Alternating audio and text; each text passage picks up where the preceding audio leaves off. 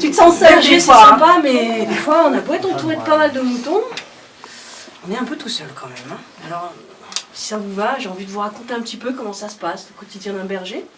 Parce que ce qu'il faut savoir, c'est que les brebis, c'est quand même passionnant. Et le monde des brebis, c'est passionnant. Et des fois, entre nous, on se fait des blagues, bien sûr, et on aime se dire qu'on a attrapé le virus ovinus. Parce que les brebis, en fait, sont des ovins. Donc voilà, la petite blague, c'est de se dire qu'on a attrapé le virus ovinus. Voilà. Et ce qui est important dans notre métier de berger, c'est de bien connaître son troupeau. Mais c'est aussi important que le troupeau il connaisse bien son berger.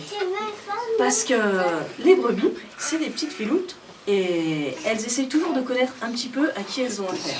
Donc c'est vraiment un exercice de...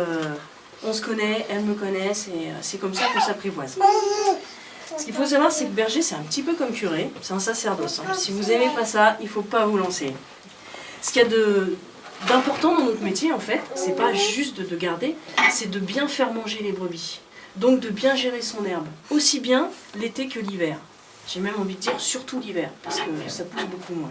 Donc c'est vraiment important, et c'est ça qui est agréable dans le métier, c'est que c'est aussi d'être toujours au maximum, d'être toujours dans la réflexion et de chercher à optimiser au maximum.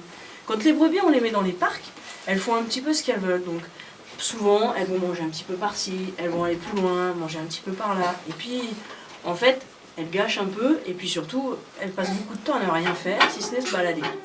Et nous, notre travail, c'est vraiment de les amener à manger. Surtout l'été, parce que c'est quand même important aussi que, même quand il fait chaud, elles puissent manger pour bien rentabiliser les moments où elles sont dehors. Donc ça, c'est vraiment une partie importante de notre métier. Nous, notre travail aussi, c'est beaucoup regarder les animaux. Peut-être même qu'on les regarde un peu trop. On les surveille un peu comme si c'était des enfants. Et comme les enfants, il y a les espiègles et puis il y a les dociles. Ça dépend. En termes de surveillance, il n'y a rien qui remplace la garde. Hier, quand j'ai gardé, j'en ai repéré 2-3 qui étaient blessés. Du coup, je les ai marqués dans la journée et le soir au bâtiment, je les ai attrapés et j'ai pu les soigner tranquillement. Et ça, vraiment, c'est aussi une phase qui est importante pour nous et c'est vraiment la base de notre métier également. Bon, il y a des fois, quand on garde, il y a des bons moments aussi. On est assis sous un arbre avec un livre, tout se passe bien, puis à ce moment-là, évidemment, il y a un collègue qui passe, puis qui dit tu fais quoi là ? On répond, tu vois bien, je travaille quand même. Bon voilà, c'est toujours les petits moments agréables de la garde. En fait, c'est un mode de vie qu'on a choisi. C'est pas qu'une production, c'est pas qu'un métier, c'est aussi vraiment un mode de vie. Et il y a une autre étape aussi qui est vraiment très sympathique dans notre travail, c'est les sonnailles. Elisabeth allait vous en parler, et c'est quelque chose de très important en fait quand on garde. À une époque, quand on n'avait ni le pétrole ni le charbon, il y avait une grosse pression des troupeaux sur la forêt. Et donc il y a le code forestier qui a imposé à tous les propriétaires de chèvres et de brebis de mettre des cloches à tous les animaux. C'était non seulement pour savoir où étaient les bêtes pour le garde forestier, qui lui était un petit peu chargé de faire la police et d'empêcher les gens de trop être en forêt, et puis c'était aussi important pour le propriétaire qui lui savait où étaient ses bêtes. Et ce qu'il y a de super avec les sonnailles, c'est qu'il n'y a pas un troupeau qui sonne pareil. Et puis les animaux, suivant ce qu'ils font, ça fait pas pareil non plus. Quand ta brebis elle mange, tranquillement, ça fait un certain son. Il suffit qu'elle soit en train de marcher, en montée ou en descente, ça va faire encore un autre son. Et là où c'est le plus agréable, en fait, c'est quand elle rumine. Parce que là, tout est calme, vous entendez juste un petit son comme ça de fond, et au moment où la boule de rumination remonte, là vous avez le petit ding qui vous fait dire que tout va bien. Et ça, quand vous entendez ça, que vous êtes berger, vous vous dites j'ai bien fait mon boulot. Tout le monde est au calme, tout le monde rumine, et tout se passe bien. Et ça, c'est vraiment un chouette moment. En fait, les brebis, elles sont aussi là, et surtout là, j'ai envie de dire, pour entretenir le paysage aussi. Parce que ici, on fait beaucoup d'extensifs. On ne fait pas d'agneaux industriels. Donc il faut que 4 à 5 mois pour faire un agneau à l'herbe. Et 4 à 5 mois, c'est long. Et du coup, il y a quand même un vrai travail qui est fait par le troupeau sur les paysages. On entretient, elle mange la broussaille, elle mange de l'herbe. Donc ça permet au paysage de ne pas se refermer.